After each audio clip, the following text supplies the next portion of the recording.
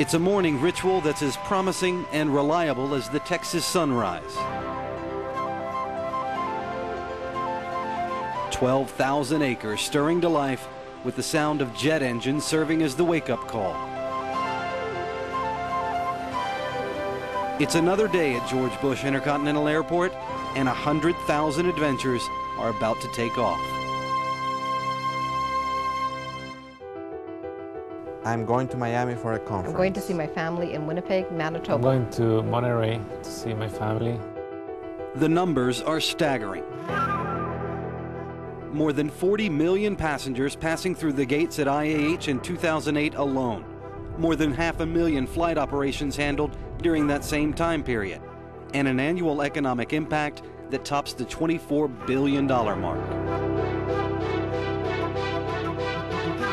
If we did not have the level of air service that we have, we would not be able to compete at the level that we are competing. We would not be able to compete for major national conventions. We would not be able to compete for international tourism.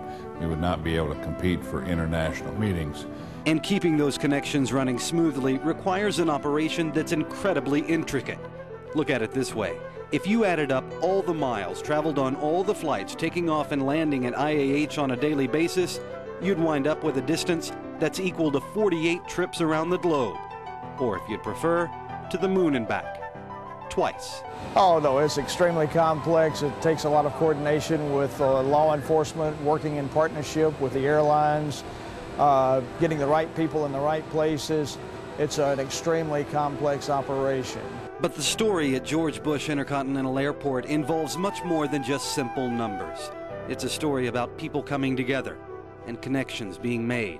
A fact that's certainly not lost on the airport's namesake, the 41st President of the United States, George Bush. When you visit an airport, you see the entire human experience unfold right in front of you. This is where families come together. This is where our heroes are welcomed home.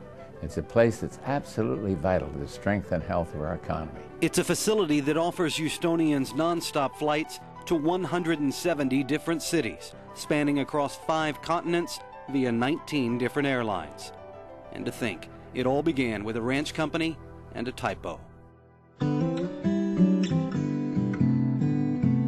Throughout much of the 1950s, the population in Houston hovered just over the 500,000 mark, making it the country's 14th largest city. But business leaders in Houston could sense that an explosion of growth was waiting just around the corner. And by the late 50s, 18 of those business leaders had collectively begun to argue that a new airport was needed to handle all that growth. By the end of the 1950s in Houston, it was obvious that we were entering the international market. The group of 18 seized the moment, buying up 3,000 acres worth of land on the city's far north side. Their plan was to keep the project under wraps by temporarily leasing out the land for grazing under the name Jet Era Ranch Company.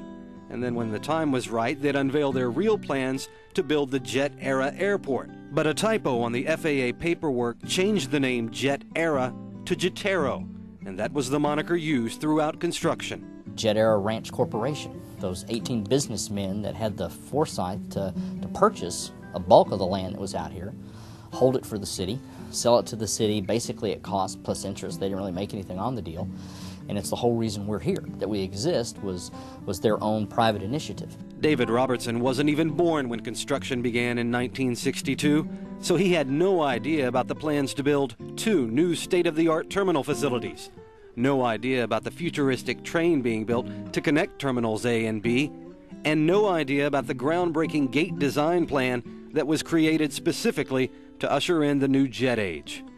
But by the time construction was complete in 1969, Robertson was plenty old enough to know that something special was about to be unveiled on the city's far north side.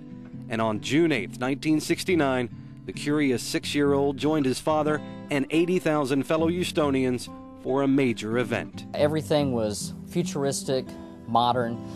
We were the space city, and the new airport design played into that. So yeah, as a little kid, you know, it was like the next best thing to going to the moon.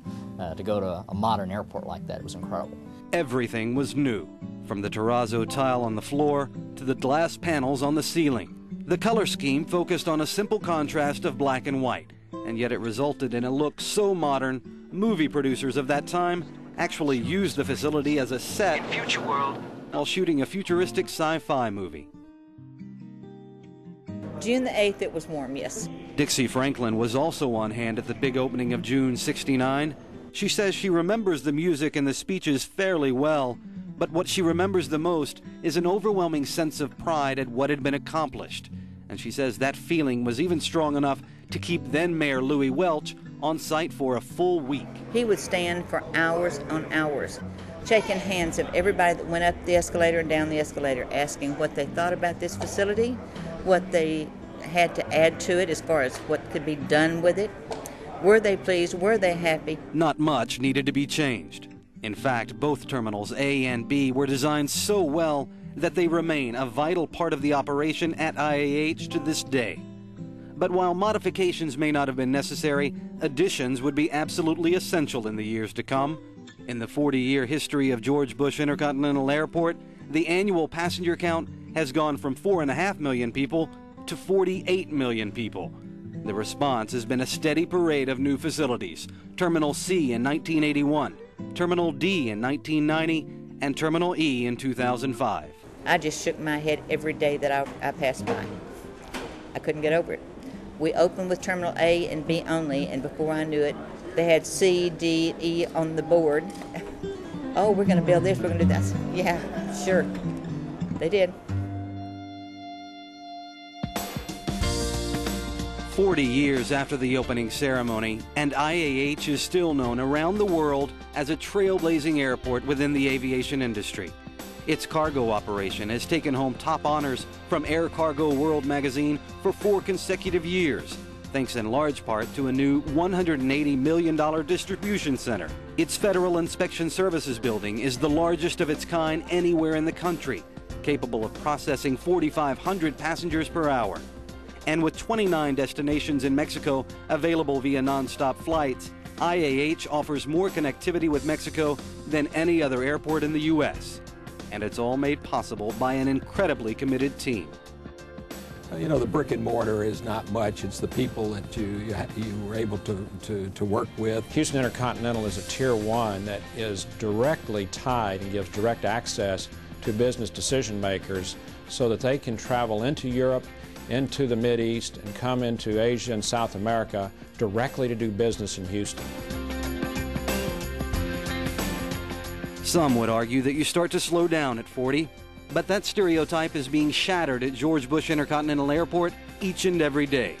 IAH is moving faster than ever. The vision for the future is more clear now than it's ever been, and the promise for an even brighter future gets even stronger with each and every sunrise.